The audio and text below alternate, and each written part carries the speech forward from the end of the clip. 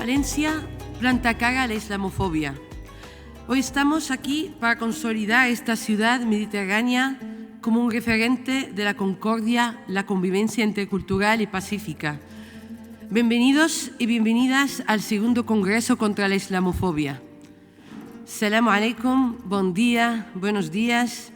Diputada del Grupo Popular en las Cortes, Marisa Gallo. Diputado del Grupo Socialista en las Cortes, Ernesto Blanch. Diputado del Grupo Compromís en las Cortes, Francesc Roig. Ponentes, miembros de las entidades, amigos y amigas, quiero darles a todos la bienvenida en nombre de Jovesor y desde Casa Marruecos del segundo Congreso contra la Islamofobia de la Comunidad Valenciana.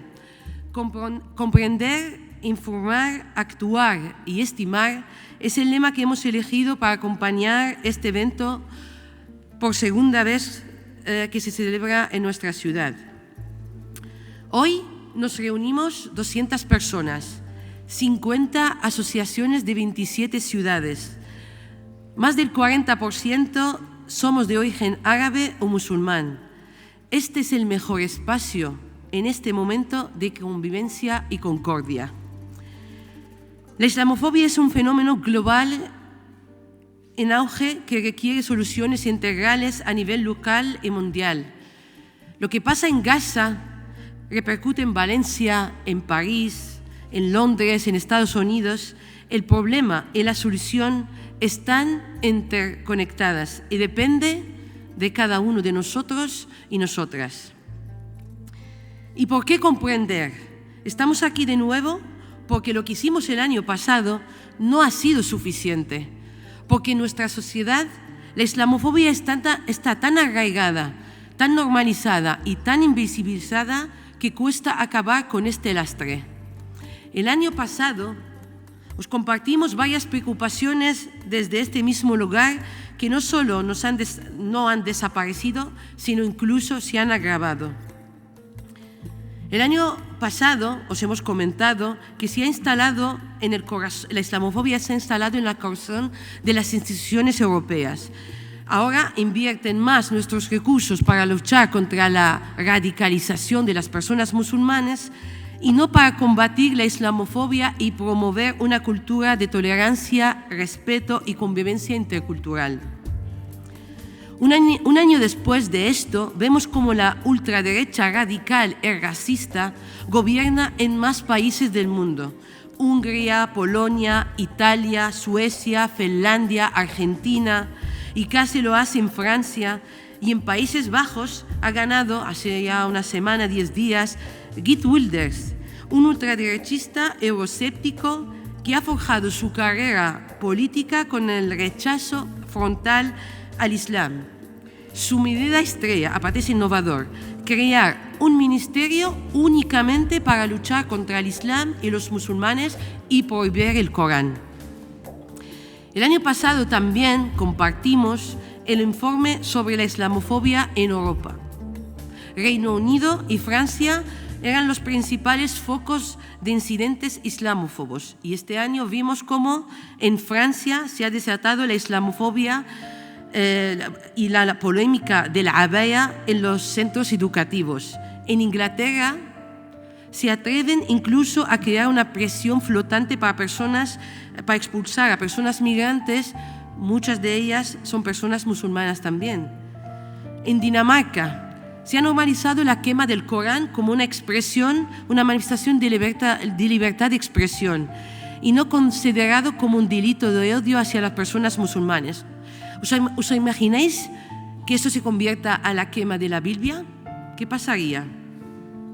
Aquí en España los delitos de odio han aumentado en los últimos 5 años un 41%. Pero también sabéis que en España la islamofobia no está tipificada como delito de odio, por lo tanto tampoco sabemos el dato exacto. Esa es una también de las causas que invisibiliza la islamofobia.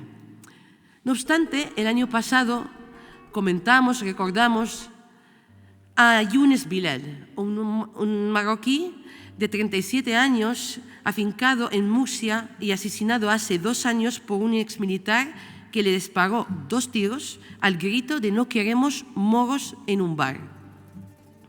Pues hace una semana salió ya, hemos conocido la sentencia. El jurado popular no ve motivación racista de este crimen y la Fiscalía ha rebajado la petición de condena. Un hombre que confesó él mismo el asesinato en el mismo sitio y ha declarado a la policía que hacen los putos moros en nuestra localidad. Pues el jurado no ve indicios de que es un crimen de odio islamófobo. Además, bueno, para colmo, en España, incluso para manifestarse contra la amnistía, las personas que salen gritan España es cristiana y no musulmana. Siguiendo con las cosas que han ocurrido desde hace ya un año, vemos que ahora, además, después de lo estallido del genocidio en Gaza, como en Chicago, hemos visto que un señor de 71 años ha apuñalado a un niño de 6 años 26 veces. 26 veces ha apuñalado a un niño de 6 años. Y la semana pasada, el sábado pasado, 3 jóvenes de origen palestino también han sido tiroteados con balas por parte de un individuo donde la misma policía ha indicado que también es un crimen motivado por el odio. Y mientras todo esto pasa, sucede lo de Palestina. Sinceramente, lo de Palestina nos ha roto el alma. Lo de Palestina nos ha quitado las ganas incluso de vivir. Es tanta la impotencia y el sufrimiento que estamos viviendo que nos está costando incluso convivir con ello. Llámeme ilusa, pero yo sinceramente pensé que por primera vez iba a haber consenso y la ideología política no tendría ninguna importancia. Porque lo que estamos viviendo es el mayor genocidio de nuestro siglo, lo estamos viviendo televisado en directo. Y sinceramente nos ha costado entender por qué la movilización ciudadana es tan fuerte en todo el mundo, por qué los políticos están peleando y se han quedado muchísimas personas solamente en el día 7 de octubre. ¿Qué pasa? ¿Que la vida de unos vale más que los otros? Nos genera muchísimo dolor y sobre todo el no entender que cómo el mundo se queda paralizado ante el mayor genocidio de nuestro siglo, insisto, y nos preocupa muchísimo que tanto nivel ha llegado la islamofobia que se ha instaurado en nuestro ADN, el ADN de muchas personas, que el hecho de ver una madre llorando por la muerte de sus hijos, ver un padre cogiendo en 2 bolsas lo que queda de los trozos de sus hijos, no nos afecte. Yo creo que algo mal estamos haciendo, porque que el odio hacia las personas musulmanas supere lo que tenemos dentro y que es natural y innato, que es la humanidad, fracase, yo creo que es muy peligroso y por eso más que nunca y por desgracia tenemos que hacer un segundo congreso de islamofobia porque hace falta comprender lo que pasa. Y de ello va la primera mesa, que es comprender el primer bloque de contenidos de este congreso, es entender y poner el acento en la comprensión de la islamofobia en su dimensión internacional, porque la islamofobia no es una cuestión local, es una cuestión, es un lastre, es un problema mundial e internacional. Es un fenómeno, como comentaba, que merece especial atención en Europa, Asia, Oriente Próximo. Es imprescindible comprender que la islamofobia es un problema global muy grave y un problema que pone en riesgo la estabilidad de toda la sociedad y no únicamente de las personas musulmanas. Y el segundo bloque de por qué informar. Pues la mayoría de los medios de comunicación en todo el mundo siguen reproduciendo contenidos e imágenes claramente islamófobas. No lo decimos nosotras, lo dice el mismo informe de Observatorio contra la Islamofobia en los medios de comunicación, donde comentan que el 60% de los artículos relativos al Islam y las comunidades musulmanas en España reproducen generalizaciones, estereotipos y discursos estigmatizantes. En general, la por desgracia, la prensa ha proyectado una imagen de lo islámico como algo extraño, monolítico, pero sobre todo problemático. Tan solo os voy a compartir algunos pequeños ejemplos para que podáis entender lo que estoy comentando. Y seguramente os sonará porque es muy reciente. Guerra o genocidio, ocupación o colonialismo, terrorismo o resistencia, ataque o defensa, adolescente o niños. ¿Os suena, verdad? Por eso somos conscientes de que el periodismo tiene una gran influencia en la opinión pública. Por eso el segundo objetivo de este Congreso se centra en exigir una comunicación que respete el derecho fundamental a una información libre de prejuicios y sesgos discriminatorios hacia la comunidad musulmana. Por primera vez celebramos una mesa de debate para reanalizar la situación y proponer mejoras. Invitaremos a los líderes de los medios valencianos de comunicación a convertirse en agentes de cambio, para que toda la ciudadanía sea tratada de igual y dignidad, independientemente de sus creencias y religión. Porque luchar contra la islamofobia, insisto, hoy en día y viendo el contexto internacional, es un deber de todas las personas con capacidad de influencia, desde lo personal hasta lo personal. Os queremos como aliados. ¿Y por qué actuar? A pesar de la gravedad del problema y a pesar que el panorama mundial es bastante negativo, las iniciativas de la sociedad civil se abren paso y nos dan algo de esperanza para favorecer una convivencia pacífica intercultural. Unas iniciativas que luchan contra la islamofobia desde el ámbito educativo, desde la convivencia y desde las redes sociales o los medios de comunicación. Este foro también persigue el objetivo de dar a conocer algunas iniciativas innovadoras para frenar la islamofobia liderada por la sociedad civil organizada. Os lo contaremos en este tercer bloque esta tarde. Pero desde ya, necesitamos que ya empecemos de todos y todas en actuar. ¿Cómo? Pues que no dejemos todos hoy de hacernos escuchar en las redes sociales. Mai més islamofobia es el hashtag de este congreso en el que ya podemos ir luchando cada uno de sus días contra la islamofobia. ¿Y por qué estimar? Porque estamos convencidas de que el camino natural y más efectivo que tenemos a nuestro alcance para luchar contra la islamofobia o contra cualquier otro tipo de odio es mediante la estima, el reconocimiento, el aprecio, la tolerancia. En España tenemos una ventaja.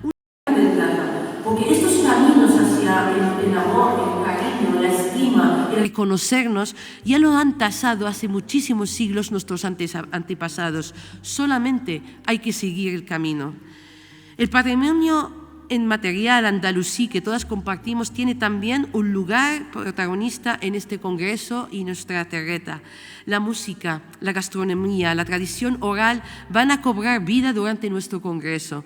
Hemos preparado varias sorpresas culturales de los interactos, donde vamos a descubrir grandes figuras populares casi olvidadas o intencionadamente olvidadas y, como no, os invitamos, como siempre, a disfrutar de los alimentos tradicionales de la mano del restaurante Marrakech, de nuestra querida Sofía, que nos deleitará con un almuerzo y comida halal, para que nadie se sienta excluido. Amigos y amigas, esta es nuestra fórmula para frenar la islamofobia y queremos compartirla.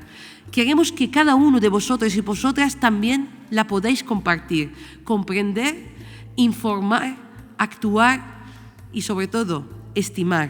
Mai més islamofobia. Ahora sí, damos por inaugurada el segundo Congreso contra la Islamofobia en la Comunidad Valenciana. Muchísimas gracias.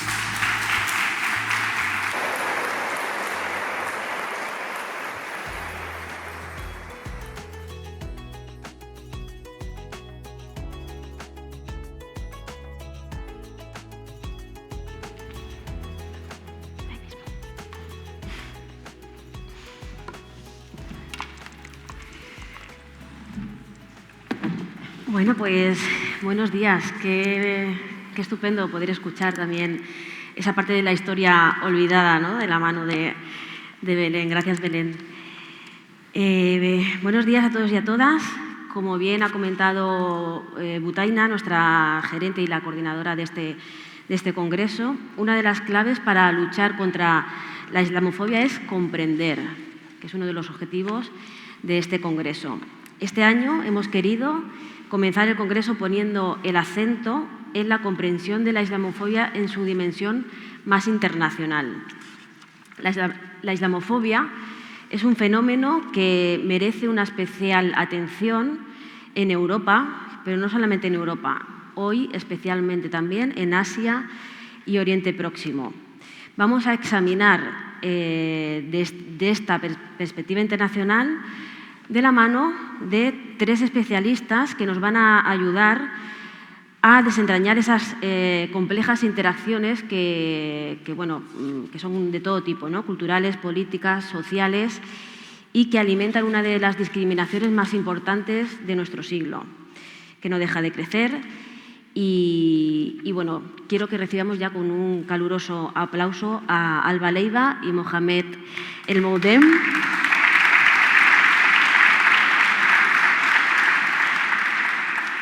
Después nos va a acompañar Moussa Bourebba, que se va a conectar online, pero por circunstancias personales no podía estar a primera hora. Para empezar, hemos querido contar con los amigos y amigas de El Orden Mundial, que para que aquellas personas que no los conozcan, son un medio de análisis internacional de referencia en español. Os invito a seguirlos en redes porque realmente hacen un trabajo espectacular de análisis, no solamente de este tema, sino de muchísimas otras cuestiones de lo que tiene que ver con las políticas internacionales, ¿no? Con ellos, con Alba, vamos a conocer o vamos a tratar de descifrar, no sé si lo hemos podido lograr, Alba ahora nos contará, el mapa de la islamofobia en el mundo. Alba es redactora de El Orden Mundial, ella es graduada en Relaciones Internacionales por la Universidad Complutense de Madrid y máster en Geopolítica y Estudios Estratégicos por la Universidad Carlos III. Sus ámbitos de interés son la política internacional, la geopolítica, de los recursos, las nuevas tecnologías y la cultura. Imagino que te habrá entusiasmado todo lo que hemos contado, ¿no? Muy interesante, sí, sí. Alba, sabemos que ha sido bastante complicado. Le hicimos una petición expresa al Orden Mundial para que nos hiciera un mapa sobre la islamofobia en las distintas regiones del planeta, pero ha sido difícil, ¿no? Sí. Cuéntanos por qué ha sido tan complicado. Ha sido complicado. Queríamos hacer un mapa porque tenemos una sección de cartografía, hacemos mapas para también explicar el mundo de forma visual y gráfica, y claro, era perfecto tener un mapa del impacto de la islamofobia, por ejemplo, a través del número de agresiones o tal vez pues, una violencia más específica. ¿Cuál es el problema? Que ya lo han comentado un poquillo antes en la introducción, que no hay datos y los datos accesibles o son muy antiguos, por ejemplo, de percepción desde Estados Unidos o desde distintos países europeos hacia la comunidad musulmana son datos ya de hace 5 años, que claro, con todo lo que ha pasado estos 5 años pues ha variado mucho. Por otro lado, pues cuestiones de agresiones concretas, como hemos visto, en España no está tipificado la islamofobia como delito de odio. También hay un miedo de la comunidad musulmana a denunciar por posible pues por encontrarse con reiterar esa violencia en el ámbito policial o donde se tenga que denunciar. Así que encontrar datos para mostrar eso ha sido muy difícil y no tenemos ese mapa. Tengo otros mapas que creo que explican de forma... vamos a hacer un recorrido por qué nos dicen esos mapas al respecto de la islamofobia, pero bueno, creo que esta falta de datos ya nos da información sobre lo grave que es este problema, lo soterrado que está, lo invisible que es y la necesidad de que se estudie en profundidad y que podamos acceder a ese tipo de datos para poder denunciarlo y para poder actuar contra ello. Así que bueno, hay veces que las faltas de datos y la falta de representación son una pena, pero también nos dan información y nos permite reflexionar al respecto. Y bueno, voy a contaros otros mapas e intentar hacer una vista de pájaro por el problema de la islamofobia a nivel global a través de otras ideas. Si podemos pasar. Vale, bueno. La islamofobia sabemos que se sustenta sobre la idea de la otredad, el miedo al otro. Un otro que representamos de una forma muy maniquea, muy simple. ¿Por qué es el otro? Porque es diferente en creencias, porque es diferente en cultura, porque es diferente en lengua, en valores. Pero al final toda esa riqueza que puede tener en sus creencias, en su cultura y en sus valores, lo simplificamos hacia términos muy negativos y muy maniqueos, como digo, ¿no? Este relato tiene distintos niveles. Tiene un nivel global, mundial, de mapa global, y luego tiene un nivel más cotidiano que permea y llega hacia el cuerpo de las personas musulmanas, llega hacia la violencia específica que se ejerce hacia ellos como representantes y víctimas de todo este relato, ¿no? Y en realidad este mapa es muchísimo más complejo. Aquí tenemos uno, que es el Islam en el mundo, que es donde el Islam es mayoritario a nivel global. Y como vemos es una religión compleja, variada, rica, muy extendida en el mundo. Por supuesto, está presente en lo que conocemos, ¿no? Oriente Próximo, el norte de África, también lo vemos en África subsahariana, pero también lo vemos en Asia Central, lo vemos en el subcontinente indio, lo vemos en Indonesia, que es el país que mayor número de musulmanes tiene. ¿Qué tiene que ver Indonesia con Marruecos o con Siria, ¿no? a nivel cultural? Entonces ahí ya vemos una gran riqueza en todo este mundo, pero en realidad este mapa se simplifica a unas ideas muy simples. ¿Cuál es el otro? ¿Cuál es el mapa que se contrapone a este? Pues pasamos al siguiente. El mapa del mundo cristiano, que también es muy rico, muy variado, muy extenso, pero al final esto también se reduce como el mundo bueno que tiene que contener a ese mundo musulmán que promueve unas ideas negativas y bueno, pues hay que cercarlo y no dejar que se extienda o que se mezcle. Y en realidad esta idea de choque de civilizaciones que tanto daño ha hecho esta idea queda simplificado y enfrentado uno con otro, cuando en realidad está mezclado y es mucho más rico y hay muchísima más movilidad entre ambos, ¿no? Hoy en día el mundo no se explica por diferencia de religiones ni por los choques entre ellas, pero con este relato islamófobo pues se presenta de esta manera.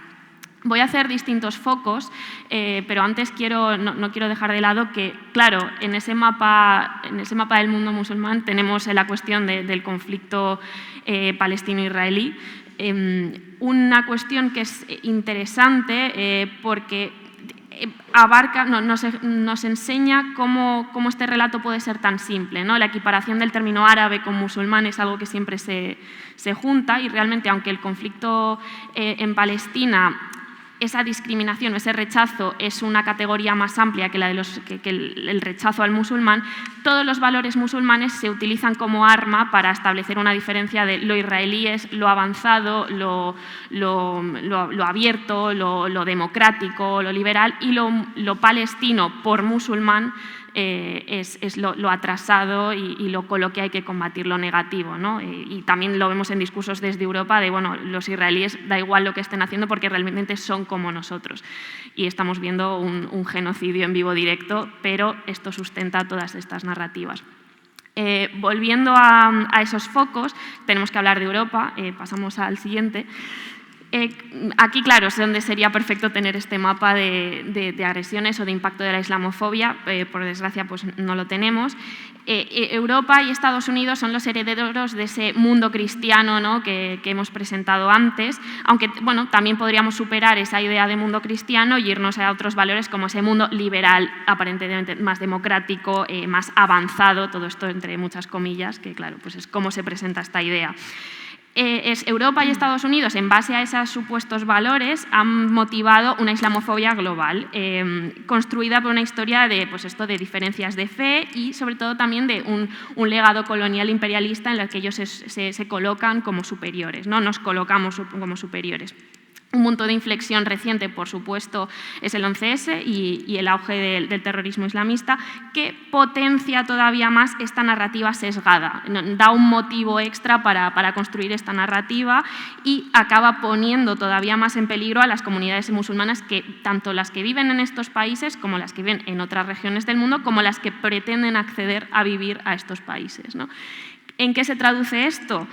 pues en normalización de los discursos islamófobos, en el auge de la derecha radical, desde Trump hasta Orbán, pasando por Vox, y en el que el musulmán se identifica como migrante, siempre, lo sea o no, y se convierte en el chivo expiatorio de todos los males de Europa y de Estados Unidos, todos los problemas que hay, se culpa al musulmán, cuando realmente eso lo que acaba pasando es que se convierte en una víctima doble o triple. También lo vemos en políticas específicas. Este mapa muestra el reforzamiento de las fronteras, esa lucha contra la inmigración, esa fortificación de Europa, tanto con muros específicos como con las operaciones de Frontex en el Mediterráneo. Vemos además las distintas rutas, unas rutas que vienen o pasan por ese mundo musulmán que ahora se pinta de una forma simplificada, ¿no? Entonces vemos una fortaleza europea en la que nos cerramos cada vez más para salvaguardar unos supuestos valores o una supuesta homogeneidad social. Aquí hay algunos datos un poco desactualizados, los voy a decir muy brevemente. El número de desaparecidos en el mar Mediterráneo ahora mismo es de 28.229 personas. Esto con datos de 2022, seguramente sean mucho más. Y sí que es cierto que el número de expulsiones sigue rondando esta cifra de 500.000 al año. De hecho, aumentó alrededor de un 20% de 2021 a 2022. Y además sabemos que varios países europeos han hecho más estrictas sus leyes anti-inmigración independientemente del partido que gobierne. Ese discurso islamófobo al final acaba calando en la sociedad porque se ve que da votos, ¿no? ¿Qué pasa? Bueno, aquí claro está el mapa de qué pasa con la violencia específica hacia los musulmanes, pues es lo que comentaba antes. Esta falta de datos explica que cada vez estamos soterrando más este problema, y mientras sí que tenemos datos sobre, por ejemplo, los ataques terroristas o las cifras de radicalización, o son temas que se estudian más, el ataque hacia los musulmanes, la discriminación hacia los musulmanes queda invisibilizada y como un problema que realmente no existe, se diluye y por lo tanto no lo estudiamos. No es un problema, nadie habla de ello, un círculo vicioso que se retroalimenta. Pero bueno, la islamofobia no solo se da en Europa o en Estados Unidos, se da también en otras partes del mundo, y yo quiero hacer brevemente 3 focos de conflictos abiertos, candentes y muy importantes que solemos dejar de lado, pero que nos dan esa idea de que la islamofobia es un problema global y que se explica también de otras maneras en otras partes del mundo. El siguiente mapa, bueno, aquí os he traído el caso de China, que tenemos que hablar de la etnia uigur, una etnia de mayoría musulmana que habita en la provincia de Xinjiang, esta que vemos aquí en el noroeste de China, y que en los últimos años el gobierno chino ha llevado a cabo una dura política de represión contra ellos. ¿Por qué se explica esta política? Pues si pasamos al siguiente. Es una cuestión de dominio territorial. La mayoría de la etnia de China es de la etnia Han, una etnia con creencias ahora mismo más no religiosas, pero bueno, esto es un poco más complejo. Y claro, vemos un desequilibrio territorial absoluto en un este del país que concentra muchísima población, muchísima demanda de recursos, y un oeste del país, noreste del país, mucho más vaciado, con mucha más extensión y mucho más sitio para crecer. Por lo tanto, esa lógica de dominio territorial, de extensión, de asentar una serie de ideas, acaba facilitando que se construya un discurso maniqueo de señalar a la etnia uigur contra el otro porque hay que dominar su territorio y conseguir hacerse con él y bueno, pues, establecer también un control efectivo de todo. ¿En qué se traduce esto? Bueno, pues obviamente en una represión durísima que la ONU ya ha calificado como, pues, ha llamado la atención sobre los posibles crímenes contra la humanidad que se está ejerciendo contra la población uigur. Esto es un conflicto candente, tal vez a veces no sale en los medios, pero también vemos que la islamofobia puede darse de muchas maneras. Otro conflicto también candente es el de Myanmar con los rohingya, que también se explica por esta lógica de control territorial y de asentamiento de una mayoría budista que quiere controlar todo el país y asentar una serie de dominar desde sus creencias y sus valores y acabar con todo lo que disienta con esta idea, ¿no? Y bueno, pues una minoría musulmana es parte de esa idea. Ahora mismo los rohingya son apátridas, no se los considera parte de la nacionalidad o la ciudadanía birmana. Están además expulsados del país en Bangladesh, en campos de refugiados de Israel y con unas condiciones absolutamente terroríficas, constituyen una de las mayores violaciones de derechos humanos en la actualidad y es un mapa, otro foco de conflicto en Asia que nos dice mucho sobre lo internacionalizado que está este conflicto. Y por último, ya termino, tenemos a India, que la cuestión entre el choque entre hindúes y musulmanes es parte central de la historia de la India, desde su independencia y la separación con Pakistán, y además ha dejado, pues como vemos, toda una serie de conflictos abiertos, tal vez el más candente es el de Cachemira.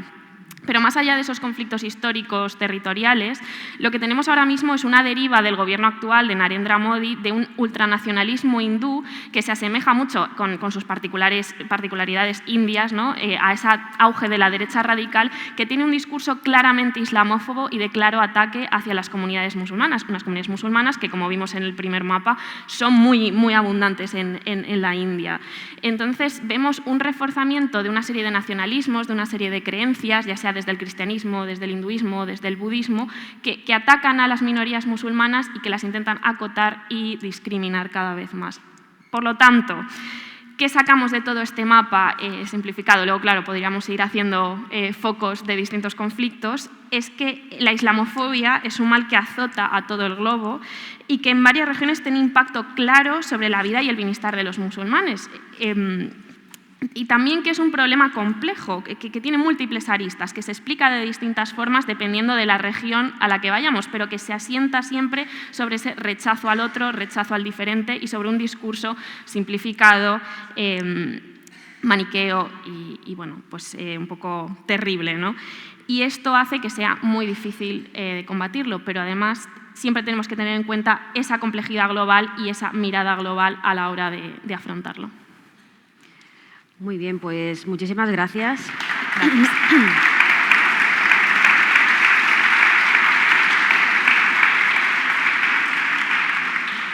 Muchas gracias, Alba, porque bueno, ya nos ha quedado constatado, ya lo intuíamos, pero ha quedado de manera muy clara que la islamofobia es un mal que azota a muchas regiones del planeta y ahora vamos a intentar poner el foco en una de ellas.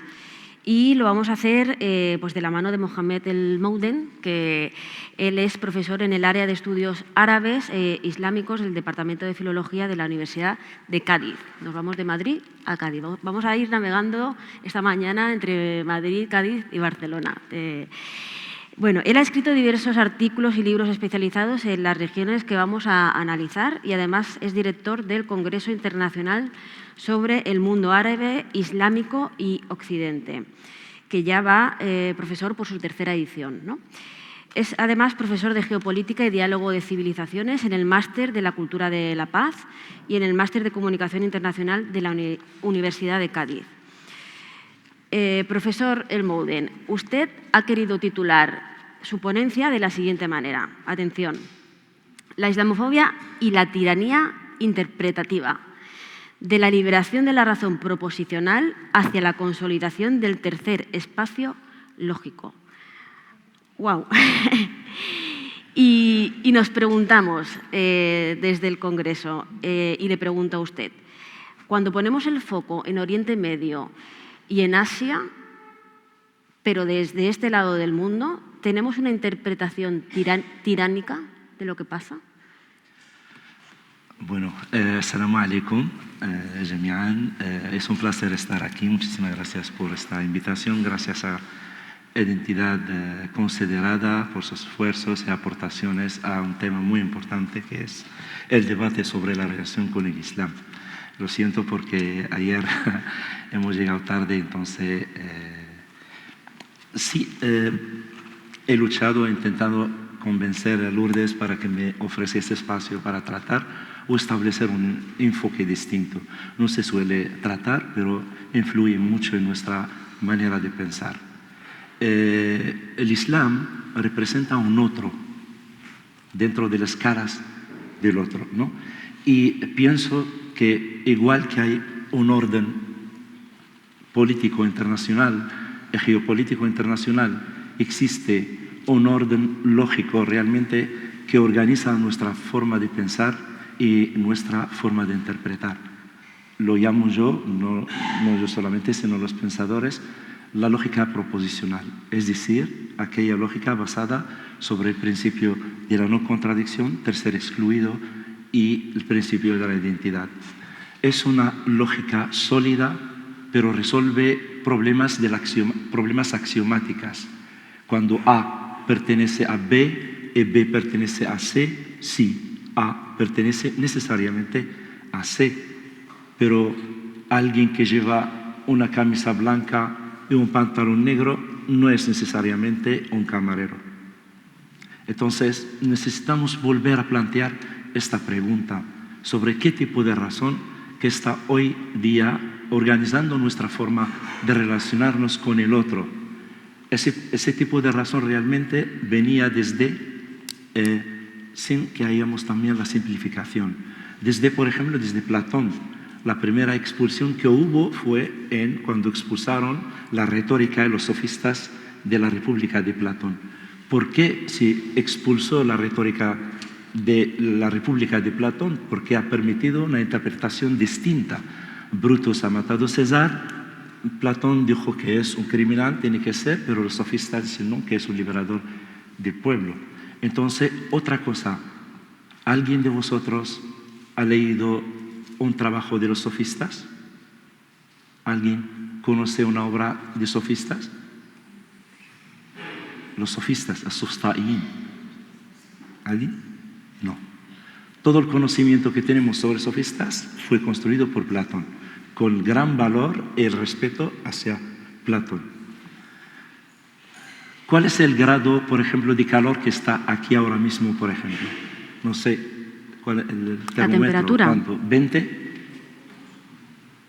Sí, pero aquí, lo que estamos aquí, no estamos reflejando, damos una interpretación distinta a este termómetro. Es decir, si es 20, pues fíjate, yo tengo frío, otro tiene calor y otro tiene otras sensaciones. Es decir, en un mundo los valores nunca tienen consenso. Ese problema de la lógica proposicional se chocó cuando se trasladó del mundo axiomático al mundo de valores. La razón que dominó Occidente hasta la modernidad es un tipo de razón realmente que se basa sobre la dicotomía sí o no. ¿Vale? Es decir, una cosa blanca o negra. ¿Por qué? Porque existe una razón que es una cosa que fuera de la dualidad o está abierta a más opciones interpretativas, se puede caer en la contradicción. Vamos a hacer un ejemplo. Ese primer grupo son abogados, los segundos son jueces, segundos son políticos, el tercero son médicos. Y tenemos un ejemplo. Un deportista ha tirado una jabalina, ¿no? Una jabalina y se mató a un espectador. Ahora tenemos una proposición, que es ¿quién mató a este espectador?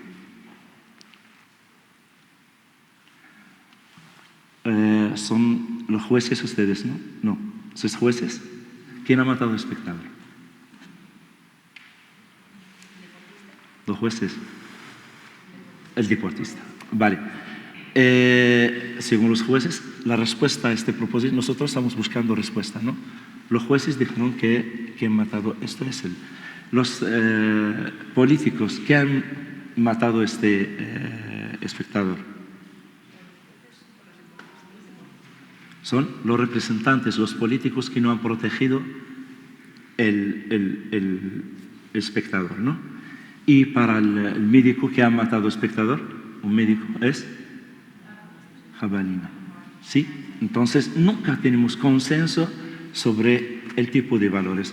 La razón proposicional vino siempre cerrando los valores. Los valores nunca tienen consenso, nunca. No son axiomas. A pertenece a B y B pertenece a C. Todo el mundo podemos decir este resultado. Pero ¿qué es un valiente para nosotros? ¿Qué es un guapo? ¿Qué es un...? No existe.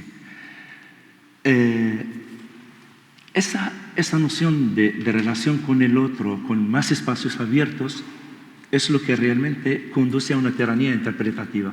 Una razón que funciona de forma dicotómica, cuando tú vienes a decirle que el significado de esto no es esto, pues él considera un error. Por ejemplo, voy a dar un ejemplo con que hablamos con nuestros alumnos. Hablamos dentro del pensamiento disposicional, ¿no? Que significa cualquier valores nunca están en la misma escala, sino son graduales. Yo hablo de grados de amor, ¿vale?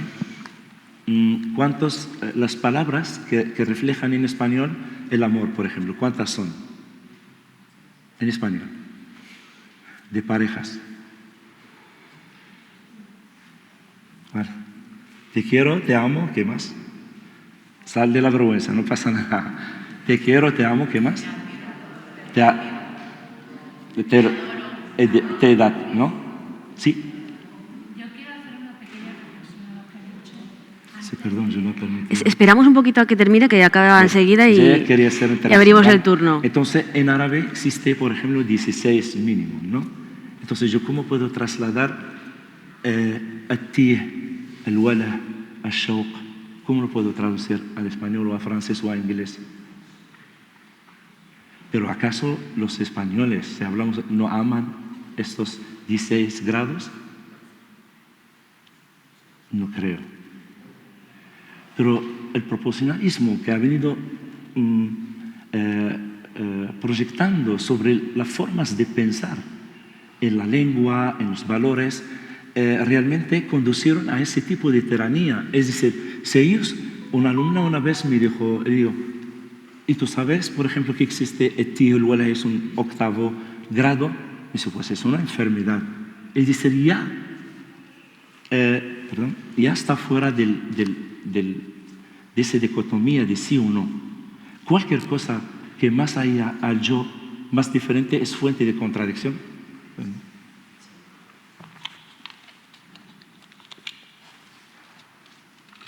De contradicción. El derecho, por ejemplo, en derecho lo permitido y no está permitido. Ese es permitido y no permitido, ¿no? Sí. Un juez en Francia o en inglés puede decirte, este es así, pero así. Pero no existe un vocabulario, por ejemplo, que describe estos espacios, el tercer espacio, entre la negación y la afirmación. ¿Sí? Pero en árabe existe, por ejemplo, الحلال الحرام المباح المندوب المكروه. Se llama el pensamiento disposicional. يعني ترتيب الأشياء. Entonces, dentro de esta perspectiva, ese tipo de razón realmente condiciona o considera cualquier expansión del más que del contrario es una fuente de contradicción.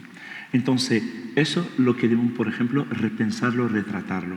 E intentamos liberar de este tipo de razón y abrirnos sobre diversidad, la noción de diversidad. Es decir, ese está aplicado en los medios de comunicación. Por ejemplo, para la realidad, salgo yo de ese teórico, los medios de comunicación cuando tratan tema de Sharia, por ejemplo, la noción de Sharia, solamente está citado como, por ejemplo, cortar mano o algo, pero no van más allá. Sharia es esta civilización también que ha aportado a la humanidad, ¿no? Que ha aportado a la humanidad, a la historia, como cualquier civilizaciones otras que han pasado. Entonces, el problema es de la diversidad, la noción de la diversidad. Incluso en nuestras relaciones personales, cuando nos conocemos, por ejemplo, imagínate una pareja se están reconstruyendo su relación y dice, por ejemplo, a mí me gusta viajar a París, ¿no? Y dice, yo también, mira, yo también. Es decir, para convencer que nuestra relación está bien, es que estoy haciendo lo mismo como tú. ¿Sí o no? Es esa. Una escritora, amiga y compañera muy conocida en Sevilla, no le voy a citar su nombre, pero muy conocida, en una obra suya en Sevilla, fue traducida varias veces, me ha dedicado en el texto mismo una dedicación. Me dijo, Mohamed, hemos trabajado juntos 6 años en un radio en Sevilla, en árabe español. Me dijo, al darme cuenta, me he dado cuenta, al conocerte, perdón, me he dado cuenta que tenemos más cosas que nos unen que nos separan. Ella, ¿en qué ha valorado su relación conmigo, como compañero amigo? En lo común, no en lo diferente. Tenemos problemas con lo diferente. Y ese problema con el diferente viene desde esta obsesión proposicional, esa mente que quiere cerrar siempre. La escuela de Frankfurt quisieron matematizar la lengua, es decir, cuando tú dices he visto un león, por ejemplo, Leo, por ejemplo, refiriéndose a un héroe, dice no, si ves Leo significa un animal. Frege, Russell, Wittgenstein, ¿no? Es en la escuela Frankfurt, durante quisieron matematizar esta lengua. Si no liberamos este tipo de razón de esta obsesión proposicional, vamos a tener este problema de crisis de diversidad. Realmente está en toda la vida, en las prácticas diarias. Si otro diferente que no es como yo, siempre suele ya, discriminado por este tipo de yo. Descartes, en su estructura lógica, en el ejercicio de la interpretación, niega totalmente la participación del otro en la construcción del conocimiento, de una interpretación, de un espacio común. ¿Vale? En gracias, muchas gracias, por ejemplo, mil gracias, como hemos dicho. ¿Mil gracias es correcta o no correcta? Pues sí, ¿Correcta? se puede ver. ¿Consideráis que es correcta, Mirko? Gracias. Mil gracias. Si lo dicen incluso compañeros en la facultad. Mil gracias, hermano. No. Porque no puedes cuantificar qué es gracias, dónde empieza y cuándo termina, ¿no? Es el propósito, es decir, acabar cerrando y por eso perpetúa en la noción de la diversidad, la noción de la diversidad del otro. Suena un poquito teórico, pero es realmente lo que nos es decir, un político dentro está gestionando una ciudad y viene y quiere tomar una decisión. Por ejemplo, yo lo he vivido en Sevilla. Estuve saliendo para hacer reportaje, he visto una chica de Rusia en 1 de enero llevando un abanico y estaba tomando el sol con un abanico. En la suya había una persona de nosotros de Camerún con un chaquetón, por ejemplo, temblando de frío. Y si alguien me dice, Mohamed, voy a Sevilla hoy, ¿cómo es el tiempo? Si digo, hace frío, hace calor, no lo va a aceptar. Porque es un erróneo, porque es una contradicción, el principio de la identidad, de la no contradicción. Entonces, realmente es un tipo de lógica. Es verdad, ese tiene que trabajarlo en el ámbito académico, no sale al espacio, es muy arraigado en nuestra forma de pensar. Es lo que lleva la tiranía interpretativa. Es cuando tú das el dinero y porque es un tipo de comercio. Es lo que interpretan en los medios de comunicación. Cuando se habla de Sadaq, por ejemplo, el ABC una vez diciendo una persona vende a su hija porque se habla de Sadaq. Pero porque esa tiranía no puede ver esta variedad de tipo de razón. Y todo lo que estamos tratando son manifestaciones a esta estructura lógica. Es esta estructura periodista, un pensador, si parte de esta perspectiva lógica, va a terminar a una tiranía interpretativa. El Islam sufre este resultado de este juicio lógico racional con el nosotros también, y voy terminando, todo el mundo se está hablando del Islam realmente como la presentación maravillosa, pero todo el mundo lo está hablando como historia. ¿Qué se puede aportar el Islam hoy? Pues yo a mis alumnos, por ejemplo, el Islam no es solamente la religión, es decir, muy cerrada, la civilización, porque la religión es solamente una cosa individual, pero es la civilización. Desde la lengua árabe, desde la literatura, de pensamiento, de filosofía. Nosotros no estamos aportando nada de esto, está fue al margen. Yo pregunto, ¿qué puede aportar, por ejemplo, desde perspectiva de Islam? Pues se lo digo a lo menos, por ejemplo, al árabe, digo a mi alumno, al árabe te va a enseñar a decir ana mutayyamun bek o ana walihun bek, por ejemplo, a un grado de amor más. O en el derecho va a decir mandub o makruh. En más espacios, en la amistad, hay más grados, el jalis o el nadim o el sahib o el sadiq. Son el tercer espacio, es lo que nos enseña. Si me permites, me das el texto último, que es el más importante, es le fait que la sortie de la crise, sí, Es decir, para salimos de esta crisis de la dualidad, la razón de la dualidad, donde se enmarca hoy mismo el Islam como otro, realmente tenemos que abandonar la logique que la produit plus particulièrement de concepción, que es decir, tenemos que abandonar aquella lógica que ha hecho de la necesidad el eje de pensar y de interpretar el mundo.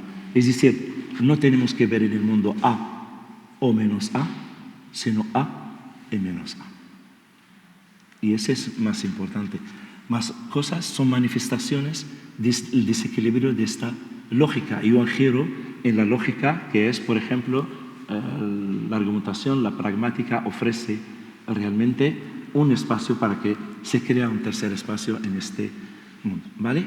Y solamente, últimamente, por ejemplo, ese conocimiento que discrimina el menos importante del otro nos afecta. Hoy, por ejemplo, en el periodismo tengo compañeros muy considerados, son unos hombres muy considerados en el mundo del periodismo del mundo entero, pero corresponsales en el mundo árabe, pero no hablan el árabe.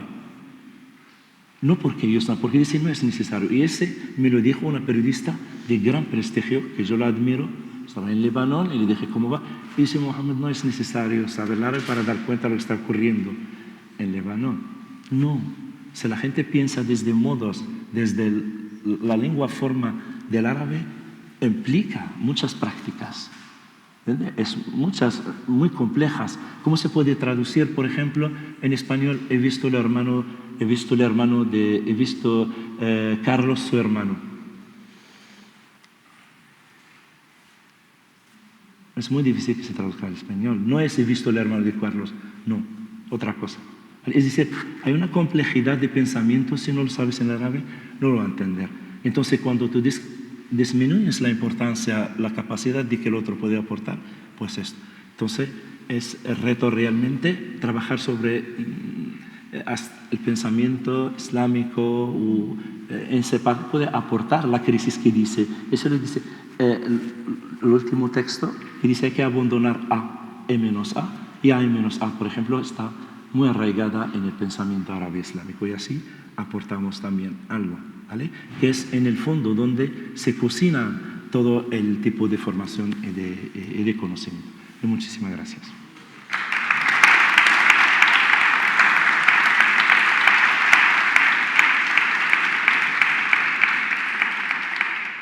Luego lanzaremos algunas preguntas porque yo creo que nos has dejado con muchas reflexiones en el tintero y sobre todo cómo relacionar esto con lo que está pasando en este momento en el Oriente Medio y en esa región que tanto nos estaba interesando.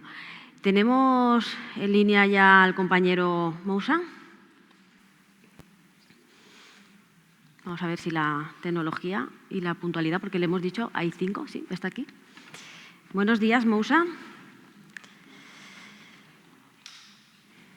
¿Sí?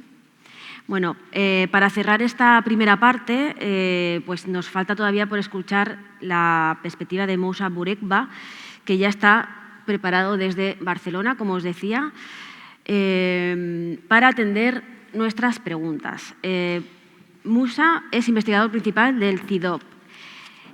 También es profesor asociado en Relaciones Internacionales en la Facultad de Blanquerna de la Universidad Ramon Llull y en la Facultad de Derecho de la Universidad de Barcelona.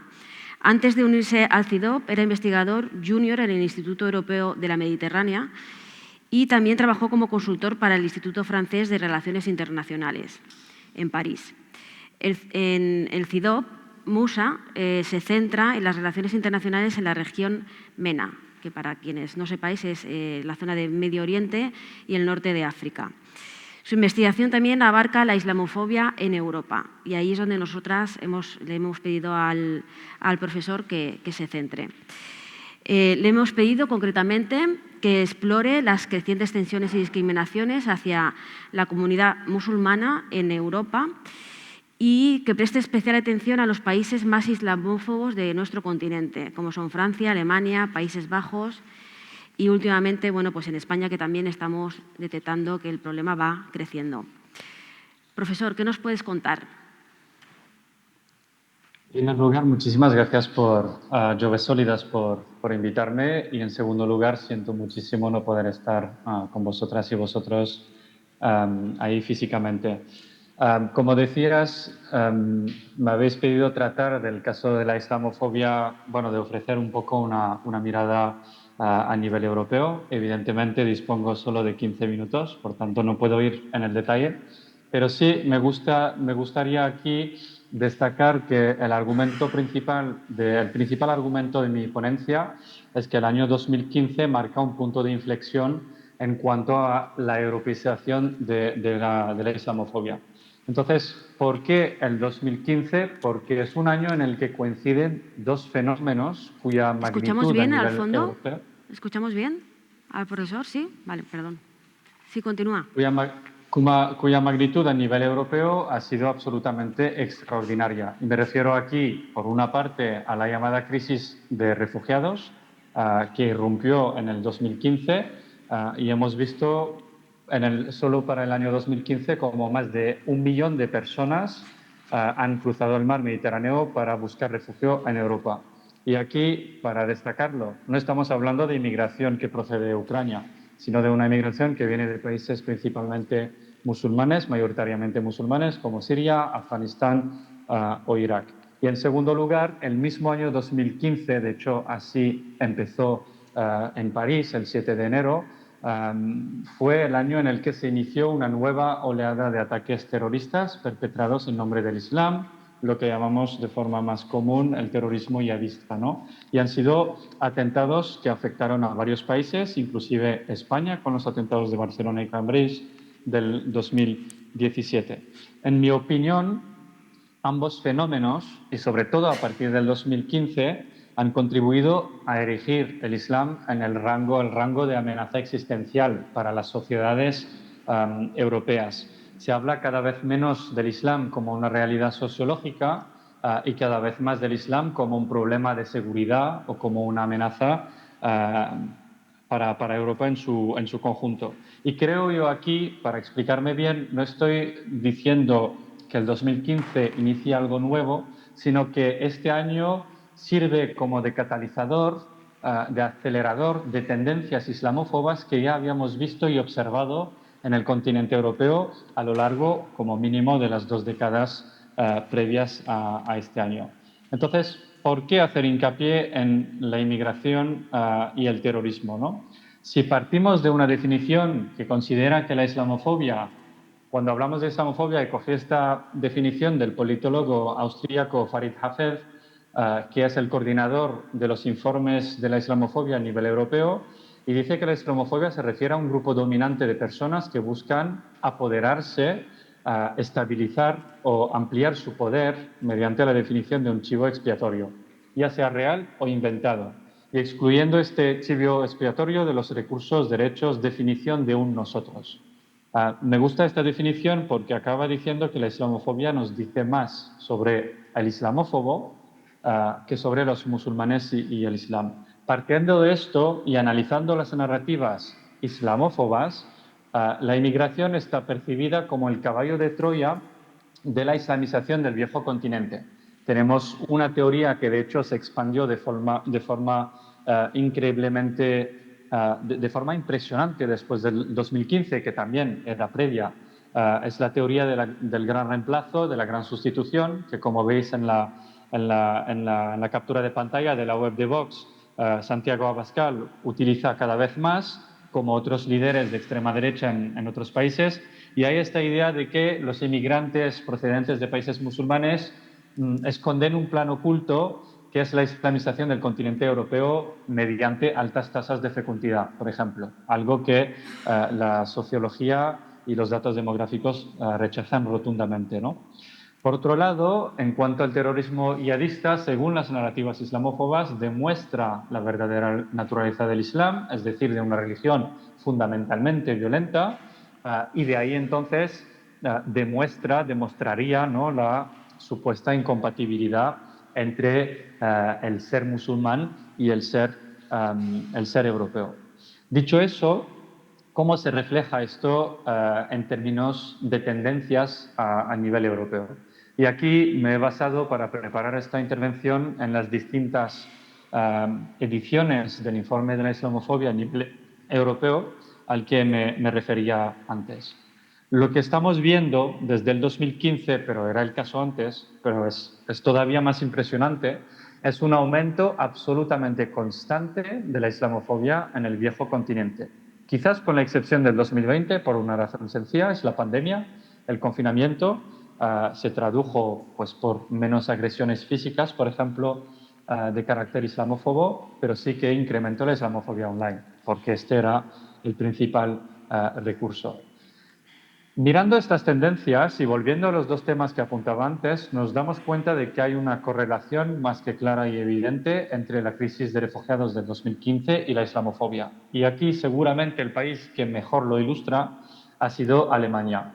Alemania porque Angela Merkel decidió acoger a refugiados, lo anunció en agosto del 2015, y lo que vemos de forma casi mecánica es que solo en 3 meses, siguiendo su declaración pública de que va a acoger a refugiados, sobre todo sirios, entender musulmanes, aunque sabemos que hay sirios, evidentemente, buena parte que no son musulmanes,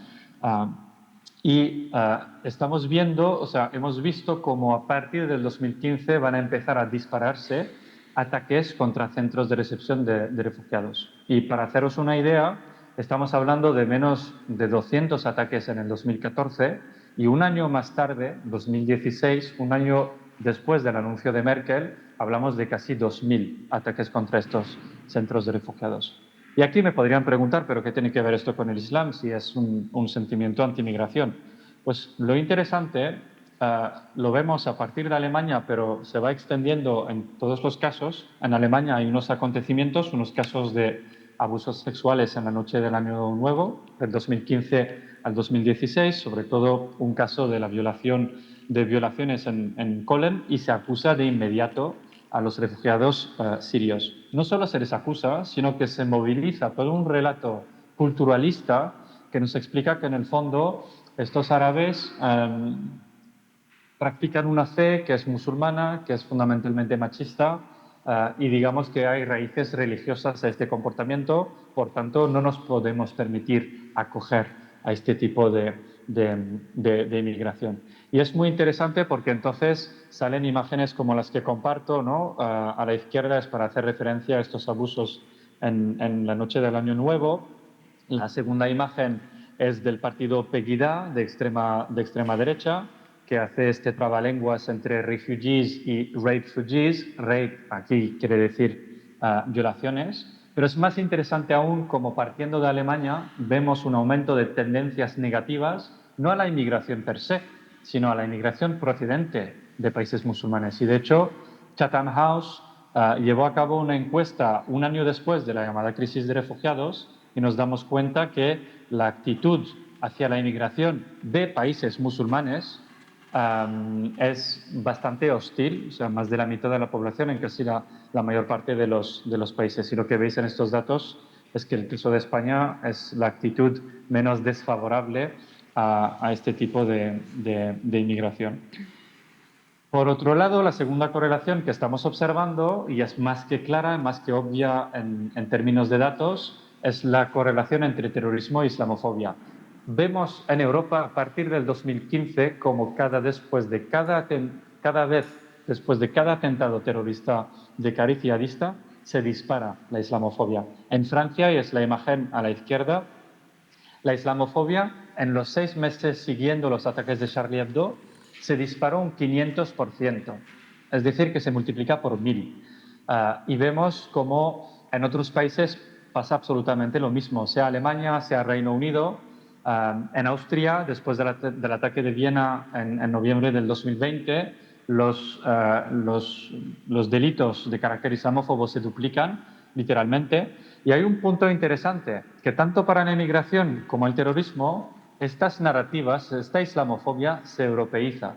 De hecho, en esta gráfica, que recoge solo los casos de islamofobia en España, nos damos cuenta como durante esta oleada de ataques terroristas, cada vez que hay un atentado, no en el territorio español, sino en el territorio de algún país vecino, como Francia, como Reino Unido o Alemania, vemos como hay picos y ataques de carácter islamófobo en España. Por tanto, yo creo realmente que estos dos elementos afectan las dinámicas que tienen que ver con la islamofobia. Y aquí hay un punto importante. No me quiero alargar mucho sobre esta cuestión, pero cuando hablo del impacto del terrorismo yihadista, no es solo el terrorismo per se, sino el conjunto de medidas que han ido tomando los estados para luchar supuestamente contra el terrorismo yihadista y que acaban teniendo un efecto, un impacto relacionado con la islamofobia. En Francia fue el caso con el estado de emergencia, adoptado después de los ataques del Bataclan. Se realizaron en pocas semanas más de 4.000 detenciones de personas, en su inmensa mayoría musulmanas, para menos de 6 casos que llevaron a una investigación por terrorismo. Entonces, os dejo pensar un poco en el impacto sobre las 3.900 y pico de personas detenidas en condiciones degradantes y que nada tenían que ver con estos ataques. En Reino Unido también se adoptó una estrategia para obligar a cualquier funcionario a señalar a cualquier persona potencialmente radicalizada en base a indicadores de radicalización más que dudosos. Se señalaron a más de 4.600 personas, casi todas musulmanas. Hablamos de más de 2.000 niños, incluso en la escuela primaria, solo en el año que siguió el inicio de esta oleada de atentados. Entonces, esto conlleva consecuencias no solo a nivel de restricciones de derechos y libertades fundamentales, sino que hay una dinámica que consiste en poner a los musulmanes bajo una sospecha casi permanente, y esto se refleja en muchos dispositivos antiterroristas, inclusive aquellos que se han adoptado en España, en Cataluña, en Alemania y en otros países que no salen aquí. Entonces, partiendo de estas correlaciones, me gustaría aquí centrarme rápidamente en las dinámicas subyacentes, ¿no?, a esta islamofobia.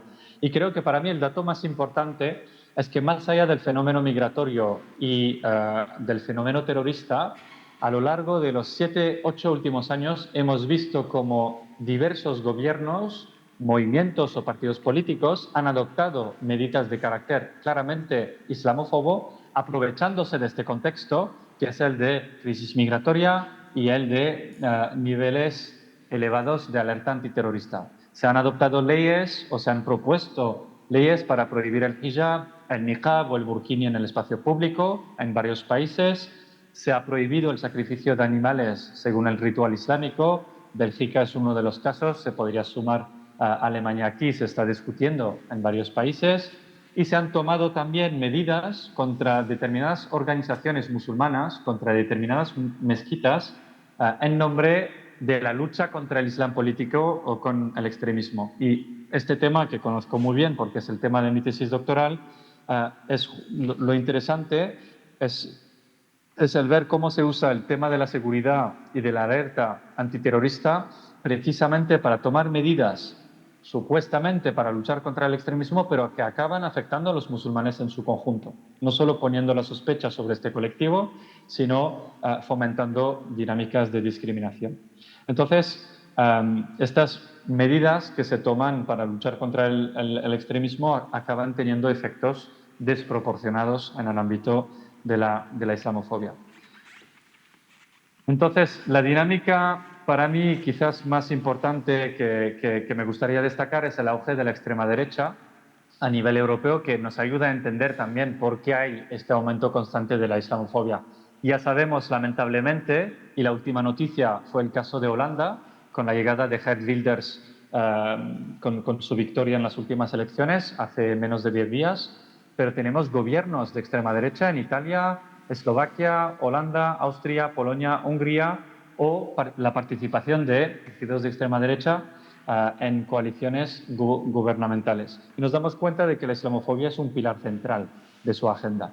Entonces, con ello estamos viendo también una europeización de la extrema derecha, es decir, movimientos, violentos o no, partidos políticos, gobiernos, que van a discutir en distintos foros europeos con el fin de expandir medidas, narrativas o leyes incluso de carácter islamófobo. Y es interesante ver cómo van circulando estas propuestas. Por ejemplo, para prohibir el hijab va a empezar en Francia, luego Bélgica se inspira de ello, Alemania puede plantear algo al respecto y pasa lo mismo con otros fenómenos.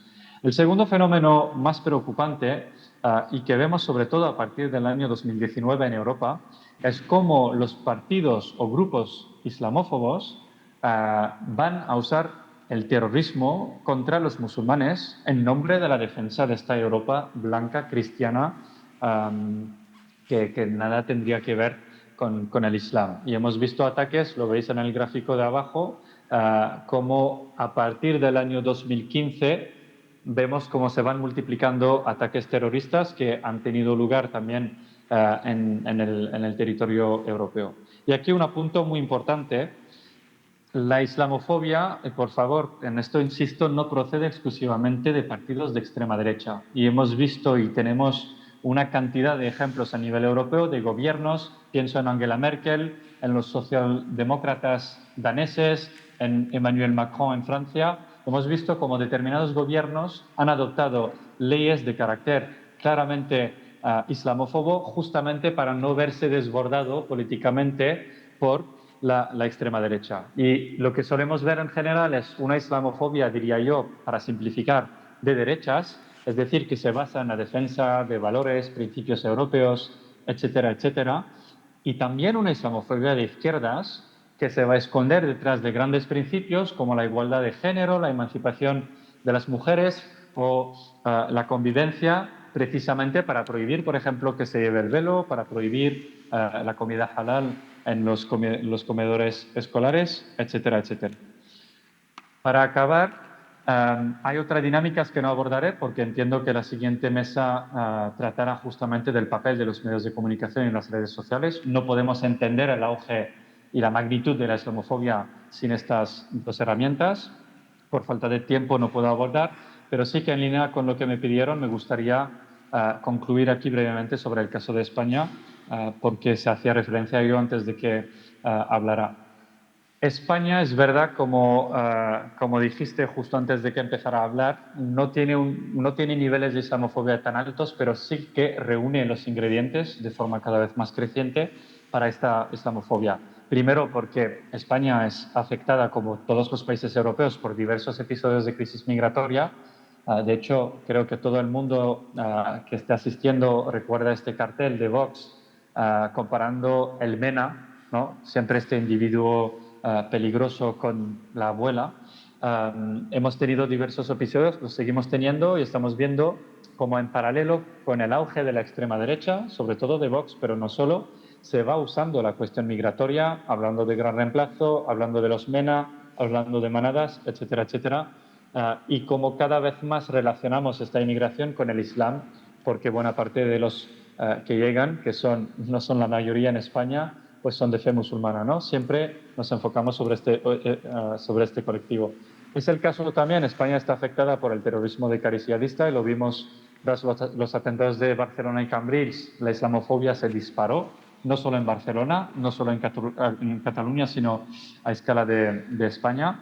Y en este sentido, os remito a una investigación que publicamos no hace mucho con mis compañeras Blanca Garcés, Berta Güell y Marina Marín, en el que analizamos 3 casos, analizamos el rol de los medios de comunicación en 3 casos para ver un poco cómo se relaciona inmigración con el Islam y entonces el trasfondo islamófobo. Cogemos la crisis de Ceuta del 2021, los atentados de Barcelona y Cambrils y el caso de este cartel, que podéis ver. Y lo que estamos viendo es efectivamente cómo hay esta confusión constante entre lo inmigrante, lo musulmán y cómo esto está usado para consolidar una dicotomía del nosotros versus ellos. No sé cómo voy de tiempo, pero creo que soy justo. Entonces, Sí. si les parece, lo voy a dejar aquí y muchísimas gracias por vuestra atención.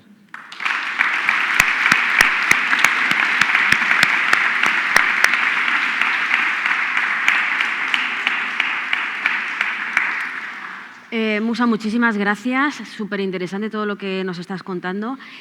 Tenemos hasta -4 para hacer preguntas por parte del público, pero yo sí que quería aprovechar la ocasión de tener el micro y el poder en este momento para lanzarte una pregunta, Musa, y aprovechando que tenemos aquí a 2 personas entre el público que están hablando ahora entre ellas, que son Ernest, buenos días, Marín, y Francesc Roig, que son diputados de nuestro Parlamento Autonómico.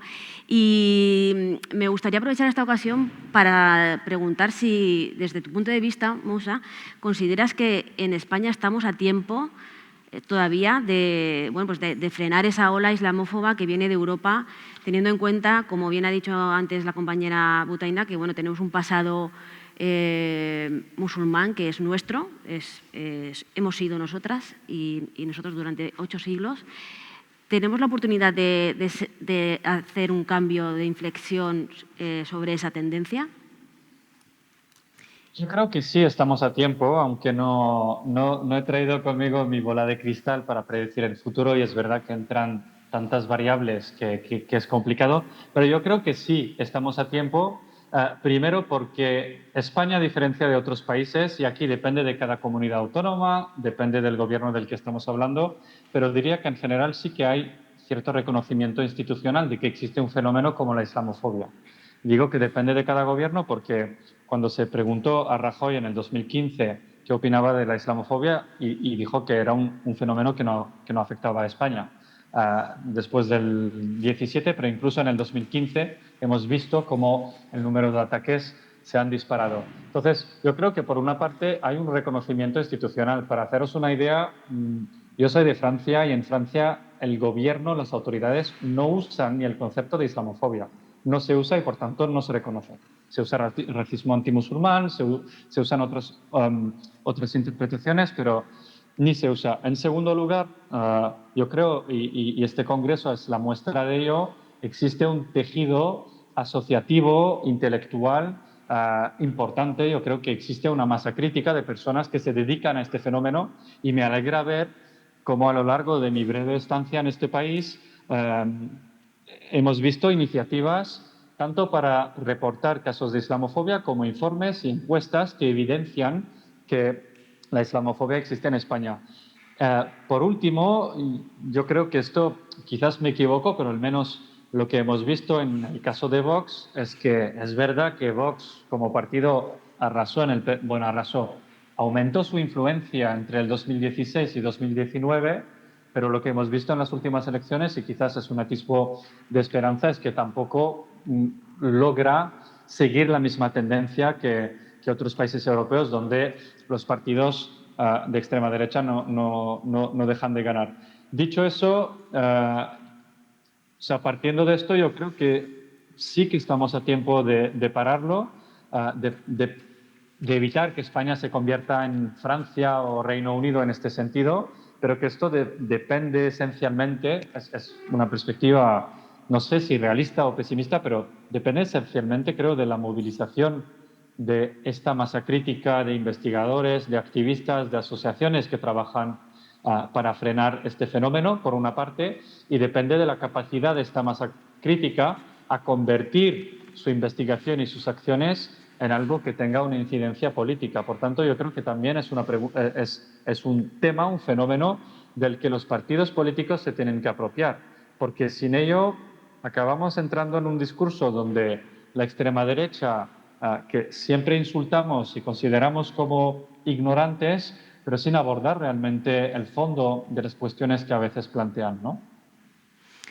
Muy bien, pues la esperanza la tenemos ahí a flor de piel. Muchísimas gracias. Y ya, la palabra es vuestra. Cuando queráis, podéis ir levantando la mano y las compañeras os irán dando el micro. Por aquí delante. Yo quiero hacer unas pequeñas reflexiones a lo que ha dicho el caballero. La primera reflexión es que ha dicho en voz alta si los miembros del público nos hemos leído a los sofistas. Yo, en mi caso, los sofistas no, pero toda mi educación secundaria he leído a los grandes pensamientos de la filosofía, como son Sócrates, Platón, Nietzsche, Aristóteles, a todos los grandes que puedo mencionar. 2. a lo que ha dicho, al tema de la belleza de una persona. La belleza de una persona no se mide por su aspecto, sino más bien por su forma de ser, por su alma, por su esencia. Y aquí invito a que las personas que no se han leído un libro de Oscar Wilde que se llama El retrato de Dorian Gray, lo lean porque verán con ellos mismos lo que recalco en estas frases, que la belleza es eterna si viene de la forma de ser, no del físico. Y 3, cuando ha dicho el tema del amor, las relaciones interpersonales y de todo. Yo pienso que las relaciones interpersonales, y eso incluye el amor, hay un viejo refrán que dice, las palabras se las lleva el viento, los hechos no se los llevan ni un huracán.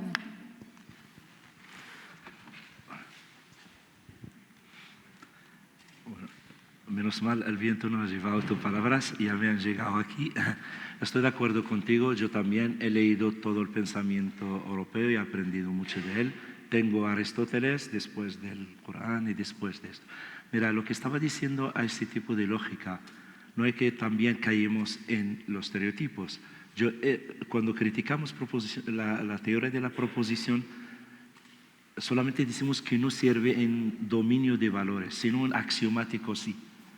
El avance científico sí, pero el gran error hubo que bajo la búsqueda de ese avance hemos trasladado a este tipo de lógica al dominio de los valores.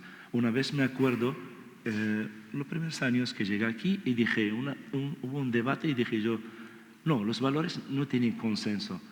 Vino un periodista muy conocido, José Tellez, no pasa nada que lo diga, y dice, me estaba mirando como si fuera, yo no sabía decir algo y dice, no, tenemos consenso. Es decir, el consenso es, cuando buscamos ser diferente, cuando buscamos comunicar, permitir un espacio de negociación entre dos interpretaciones. Primero, ofrecer este espacio. Segundo, permitir la legitimidad distinta de la interpretación. Nunca, cuando recibo una interpretación distinta nunca dudo en su legitimidad. Porque imagínate, por ejemplo, yo llevo una chaqueta más, imagínate que alguien que tiene corta, ¿cómo le dice que eres raro? No, aquí hace calor. Eso es lo que estamos haciendo.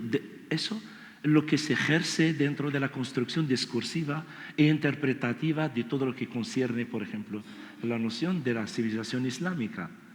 Porque se ve de una perspectiva, incluso si me permitéis, puedo atrever o hacer una interpretación sobre la razón, ese tipo de razón, en la noción del hijab, si me permitéis. Es decir, por ejemplo, esa razón no acepta, para mí, Francia es la ciudad, el país cartesiano. Se aplica la lógica de Descartes de manera tremenda. Y las decisiones sobre el hijab no es cultural ni nada, es pura lógica. Porque la razón, esa proposición, tiende a que sea todo muy claro. El hijab ofrece, ante ese tipo de razón, esa amplitud que ofrece la misma lengua, ese espacio semántico, porque la lógica proposicional tiende a cerrarse, a limitarse. ¿Crees que los españoles no aman 19 grados de amor? ¿Crees? ¿Alguien duda en esto? Yo no dudo, para nada.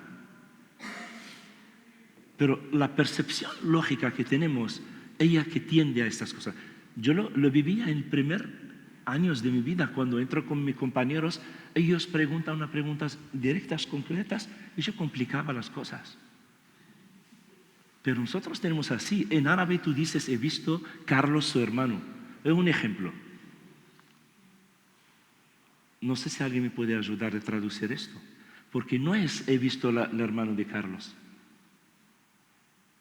La noción del espacio que están trabajando sobre él, de Homi Bhabha, que ha hablado del espacio, de la noción de espacio, es lo que estamos, por ejemplo, ofreciendo como un lugar de encuentro de culturas. Pero dentro del marco de Homi Bhabha hubo un marco colonial, es decir, cómo alguien colonial con colonizado puede tener un establecimiento de relación de igualdad, ¿no? La diversidad. No es necesario que llegue contigo al consenso. No, yo quiero quedar contigo en la diferencia, en lo diferente. Eso es lo que dice Michel Mayer. en nuestras clases enseñamos a nuestros alumnos a que salen con respuestas cerradas. Todos los profesores trabajan para que los alumnos terminen con respuestas. No, hay que terminar haciéndolo abierto a más cosas. La respuesta, ¿cómo puedes cerrar tu gracias? Dice la 1000. Un amor que, por ejemplo, amplio dice, no, es concreto esto. ¿Por qué por fuerza tiene alguien que dice, mira, hace frío ahora en esta sala? Es lo que estamos ejerciendo. La tiranía interpretativa es una tiranía basada a no caer en la contradicción. Entonces eliminamos espacios existentes. La noción del espacio, el tercer espacio, existen varias interpretaciones, pero lo eliminamos bajo el principio de la no contradicción. Vale, Aristóteles es el gran Aristóteles. Para mí. Yo creo que vamos a dar paso a la siguiente pregunta y en el tercer foro abriremos un espacio para la filosofía, porque es súper interesante. Sí, claro. ¿Tenemos una pregunta más por allá? Sí. Bueno, sí, hola con todos y todas. Soy Paola de la colectiva Mujeres, Voces y Resistencias. Gracias igual a todas.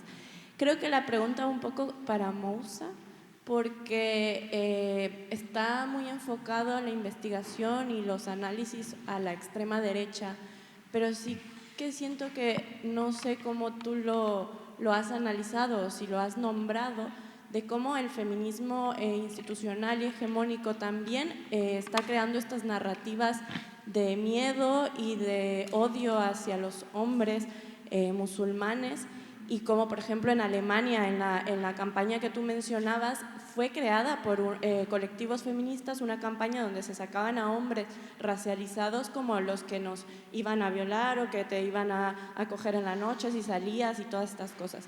Y la narrativa que se crea también pues en el control del cuerpo, sobre la vestimenta y sobre el velo, y como si esto también, o sea, es una parte de todo este entramado peligroso del que estamos hablando, porque es algo que también nos toca de cerca y que, pues, no sé, me gustaría ver cómo también tú si lo has analizado y nombrado. Gracias. Muchas gracias por la pregunta y así me ayuda a superar el tiempo de palabra de 15 minutos. Evidentemente, 15 minutos para apuntar las tendencias y entrar en cada mecanismo era imposible. Lo haces bien de hablar del feminismo institucional. Estoy totalmente de acuerdo con tu análisis. Y yo creo, de hecho, que yo lo planteé de forma muy indirecta, hablando de islamofobia de derechas y islamofobia de izquierdas. Tienes la razón respecto al caso de Alemania, de cómo este feminismo que algunos llaman el feminismo blanco, el feminismo institucional, ha usado la figura del hombre racializado, musulmán, violador en potencia, imagen que de hecho se reactivó muchísimo aquí con el fenómeno de los menores no acompañados y que de hecho hemos analizado en el documento que compartía antes en Francia sobre la cuestión, porque se hablaba justo ahora sobre la cuestión del hijab o la cuestión del niqab o incluso de la cuestión del burkini. Evidentemente, a nivel político y mediático, las voces que dominaban eran aquellas voces que defendían una prohibición de cierta manera de vestirse en nombre del imperativo de emancipar a estas pobres mujeres musulmanas sumisas a hombres fundamentalmente violentos. Es decir, exagero un poco aquí en el relato. Y efectivamente yo creo que a este tipo de feminismo, cuando llega una generación de mujeres de fe musulmana o no, de hecho, que defienden que una puede vestir como le apetezca porque tiene el derecho, con el famoso eslogan que se usó en muchos países, My body, my choice, mi cuerpo, mi elección, pues de algún modo se encuentra perdido este tipo de feminismo. Y por haber seguido de muy cerca la cuestión del burkini en las piscinas justamente francesas, o incluso se ha prohibido esto justo después de los atentados de Niza. De nuevo, es que siempre hay esta relación y uno se da cuenta de cómo este feminismo old school, si me permitís la expresión, acaba desbordado por nuevas chicas, jóvenes, mujeres, jóvenes y menos jóvenes, que defienden otra aproximación que consiste en decir estamos en un país donde tenemos derecho a vestir como queramos y nadie nos lo puede impedir, ¿no? Por tanto, estoy de acuerdo totalmente con lo que planteabas y gracias por permitirme dar algunas explicaciones al respecto. Tenemos tiempo para 2 preguntas más por allá.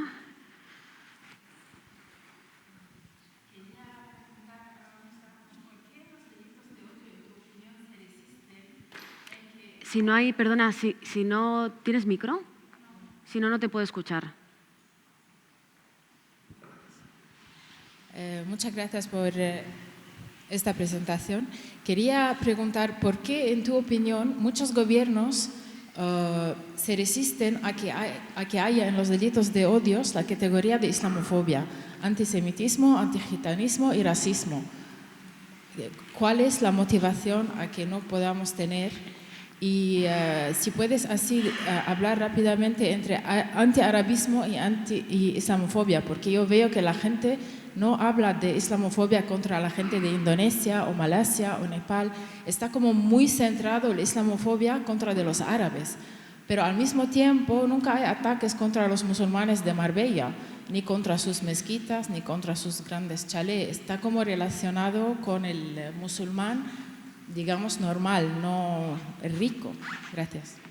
Vamos a formular la siguiente pregunta y así la respuesta la recogemos al final. Vale, a ver, está un poco relacionado con lo que está comentando la compañera y en verdad yo solo quería decir que han mencionado varias veces el terrorismo yihadista, ¿no? Y lo que ocurre es que el ataque terrorista de Barcelona, después de varias investigaciones, que estas noticias las estoy mirando ahora mismo y las estoy chequeando, aquí, por ejemplo, La Vanguardia pone: Villarejo asegura que en el atentado del 17A hubo un error grave del CNI para dar un susto a Cataluña. Y se ha reconocido que habían relaciones entre el CNI y quien llevaron a cabo este ataque terrorista. Entonces, estos gobiernos, que estaba Mariano Rajoy en ese momento,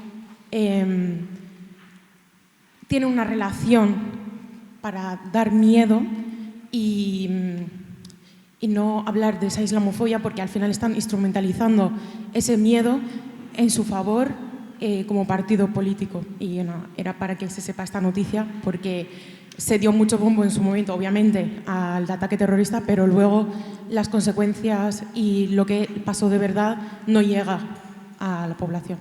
Gracias.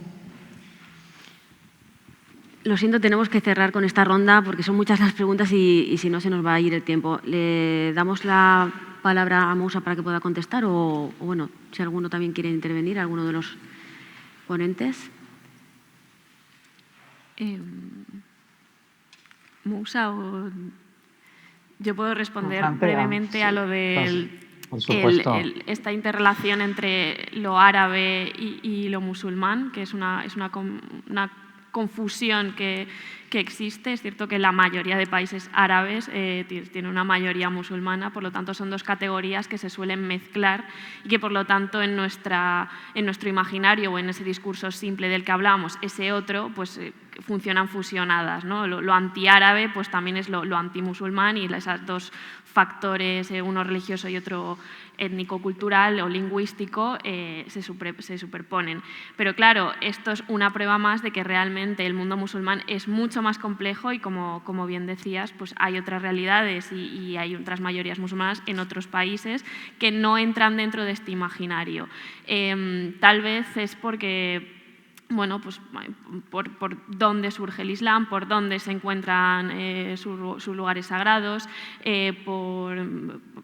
en qué lengua se expresa mayoritariamente y sobre todo por cómo se percibe desde Europa ese mundo más cercano. Al final el mundo árabe es mucho más cercano incluso geográficamente, ¿no? Esto puede ser factores para que contribuyen a explicar esa narrativa simple. Pero bueno, por supuesto hay que hacer ese esfuerzo extra de decir no, esto es mucho más complejo y entran en juego otros países, otras culturas y otras formas de expresar y de vivir esta religión. Y por supuesto también que hay árabes que no son musulmanes, o árabes cristianos, árabes judíos, y un mundo mucho más rico de lo que se nos plantea. Eso es lo que puedo aportar a tu pregunta. Muy bien, pues... Y para complementar, porque o sea, la respuesta es perfecta, yo sobre el aspecto de aquella pregunta que me parece sumamente interesante, y todavía más tengo remordimientos por no poder haber venido en presencial, pero la cuestión de por qué no se reconoce la islamofobia en todos los países europeos, yo creo que tiene diversas explicaciones.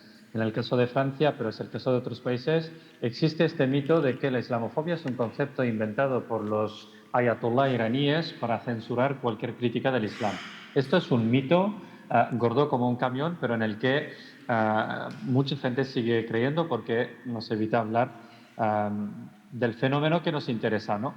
Esto primero. En segundo lugar, yo creo que como el caso del antigitanismo, de cualquier dinámica homófoba, otras formas de racismo, el antisemitismo, yo creo que hay una cuestión eminentemente política. Si no hay una movilización de actores que luchan contra la islamofobia, cuyo voto cuenta en las elecciones, no habrá ningún tipo de prisa por parte de los decisores políticos para adoptar cualquier ley. Históricamente es lo que hemos visto respecto al reconocimiento del antisemitismo y de la homofobia. Para coger solo estos dos ejemplos, tiene siempre que haber previamente una movilización de la organización de la sociedad civil que luego traduce políticamente su incidencia para conseguir que a nivel legal e institucional se reconozca. Esto está pasando poco a poco en el caso de la islamofobia. Yo creo que queda mucho camino. Y para acabar, como dijo justamente mi compañera ahora, en el caso de la islamofobia no me dio tiempo a explicarlo, pero la gran dificultad que tenemos, y por eso hay tanto debate en torno a lo que es la islamofobia, es su carácter interseccional.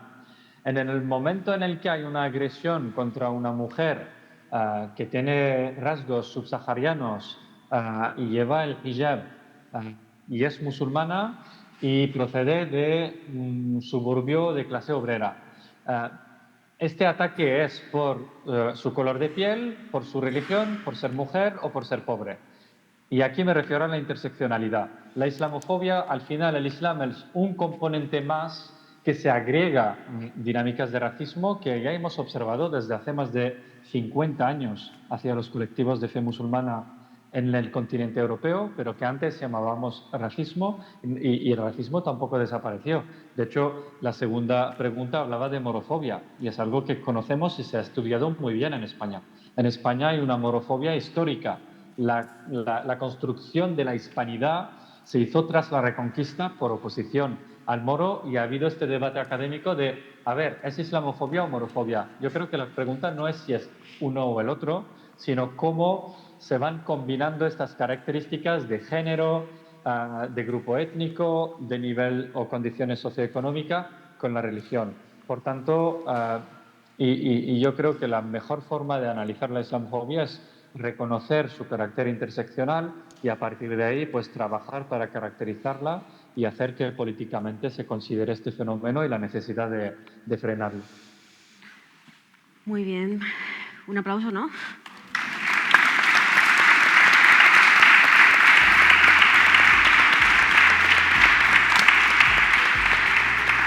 Nos vamos a quedar con lo positivo, yo creo. En esta mesa hemos visto ese mapa de la islamofobia, cómo va creciendo en el mundo, pero también nos quedamos con la esperanza de que somos una masa crítica consciente del problema y que cada vez somos más los que estamos trabajando para combatirla.